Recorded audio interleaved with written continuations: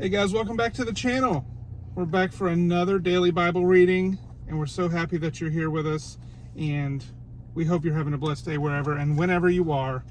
And today we are going to read the infamous David versus Goliath, and we'll be reading out of the NIV, and we're going to read 1 Samuel chapter 17. That's right, David versus Goliath.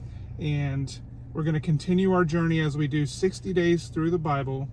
And if you want to follow this plan or other plans like it, you go to questionsgod.com. Again, that's questionsgod.com.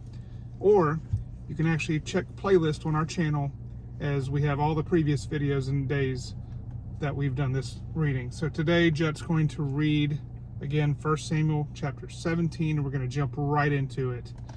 Now the Philistines gathered their forces for war and assembled at Socoh in Judah. They pitched camp at Ephes Dammim between Socoh and Azekah. Saul and the Israelites assembled and camped in the valley of Elah and drew up their battle line to meet the Philistines. The Philistines occupied one hill and the Israelites another, with the valley between them. A champion named Goliath, who was from Gath, came out of the Philistine camp. His height was 6 cubits and a span. He had a bronze helmet on his head and wore a coat of scale armor, bronze weighing 5,000 shekels. On his legs he wore bronze greaves, and a bronze javelin was slung on his back. His spear shaft was like a weaver's rod, and its iron point weighed 600 shekels.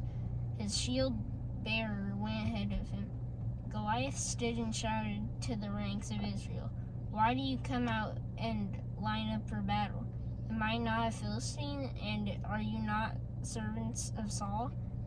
Choose a man and have him come down to me. If he is able to fight and kill me, he will become your subjects. But if I overcome him and kill him, you will become our subjects and serve us." Then the Philistine said, "This day I defy the armies of Israel. Give me a man and let us fight each other." On hearing the Philistines, Saul and all the Israelites were dismayed and terrified. Now David was the son of an Ephrathite named Jesse, who was from Bethlehem in Judah. Jesse had 8 sons, and in Saul's time he was very old. Jesse's 3 oldest sons had followed Saul to the war. The firstborn was Eliab, the second Abinadab. Do the best you can. Where is it? Abinadab. Abinadab. Oh, Abinadab. And the third, Shema. David was the youngest. The 3 oldest followed Saul. But David went back and forth from Saul to tend his father's sheep at Bethlehem. For 40 days, the Philistine came forward every morning and evening and took his stand. Now Jesse said to his son David, "Take this ephah of roasted grain and take 10 loaves of bread for your brothers and hurry to their camp. Take along these 10 cheeses to the commander of their unit. See how your brothers are and bring them back some as assurance from them. They are with Saul and all the men of Israel in the valley of Elah, fighting against the Philistines." Early in the morning, David left the flock in the care of a shepherd, loaded up and set out as Jesse had directed. He reached the camp as the army was going out to its battle positions, shouting the war cry. Israel and the Philistines were drawing up their lines facing each other. David left his things with the keeper of supplies, ran to the battle lines, and asked his brothers how they were.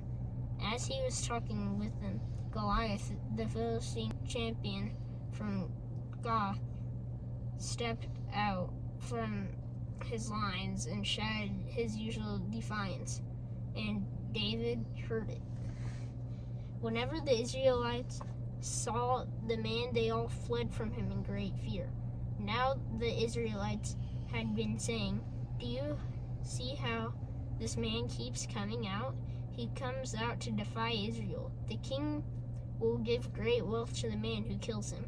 He will also give him his daughter in marriage, and will exempt his family from taxes in Israel."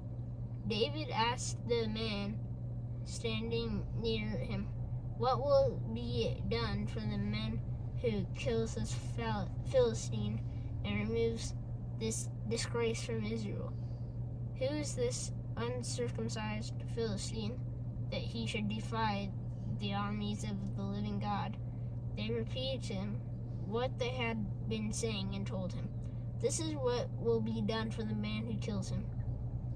When Eliab, David's oldest brother, heard him speaking with the men, he burned with anger at him and asked, "Why have you come down here? And with whom did you leave those few sheep in the wilderness? I know how you conceited you are and how wicked your heart is. You came down only to watch the battle." "Now what have I done?" said David. "Can't I even speak?" He then turned away to someone else and brought up the same matter, and the men answered him as before.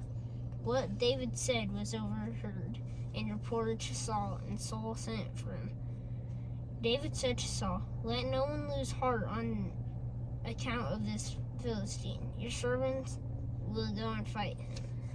Saul replied, "You are not able to go out against this Philistine and fight him. You are only a young man, and he has been a warrior from his youth." But David said to Saul, "Your servant has been keeping his father's sheep. When a lion or bear came and carried off a sheep from the flock, I went after it, struck it, and rescued the sheep from its mouth. When it turned on me, I seized it by its hair, struck it, and killed it.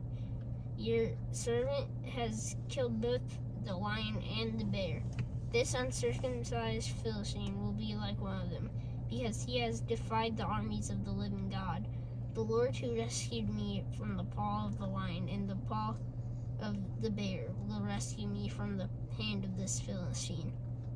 Saul said to David, "Go, and the Lord be with you." Then Saul dressed David in his own tunic. He put a coat of armor on him and a bronze helmet on his head. David fastened on his sword over the tunic and tried walking around, because he was not used to them. "I cannot go in these," he said to Saul, "because I am not used to them." So he took them off.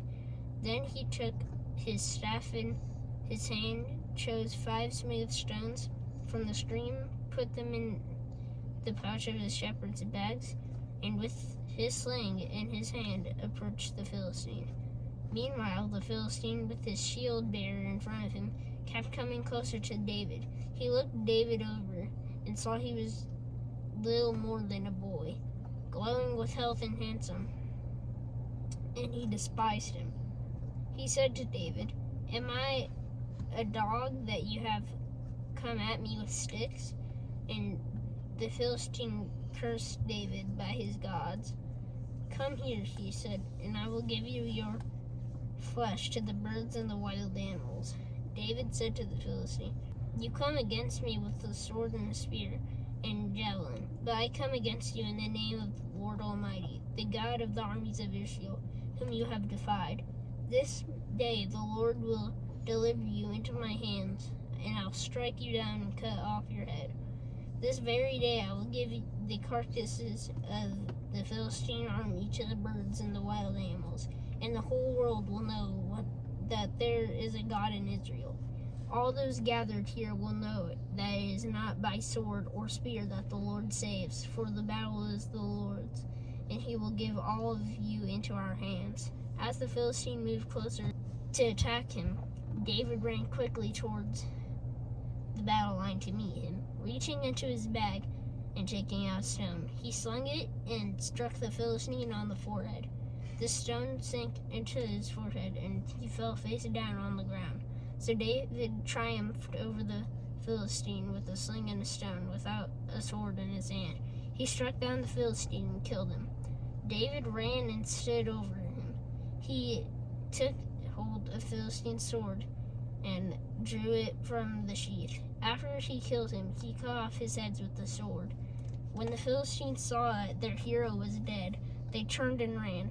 Then the men of Israel and Judah surged forward with a shout and pursued the Philistines to the entrance of Gath and to the gates of Ekron. Their dead were strewn along on the Shiraim road to Gath and Ekron. When the Israelites returned from chasing the Philistines, they plundered their camp. David took the Philistine's head and brought it to Jerusalem. He put the Philistines' weapons in his own tent as Saul watched David going out to meet the Philistine. He said to Abner, commander of the army, Abner, whose son is that young man? Abner replied, as surely as you live, your majesty, I don't know. The king said, find out whose son this young man is. A son of David returned from killing the Philistine. Abner took him and brought him before Saul, with David still holding the Philistine's head. Whose son are you, young man? Saul asked him. David said, I am the son of your servant, Jesse of Bethlehem. Very good, Jet. A lot of reading for that one, but a very, very pivotal moment in the story of David. As you know, he did not start out being selected, but he would become the king. So that's just part of the story of David. He's got a lot more stuff to happen with him in the Bible, in the Old Testament coming up. But we want to thank you for joining us, and we're so glad you decided to do that. And if you stayed till the end, thank you. But we will see you on the next family video tomorrow. God bless.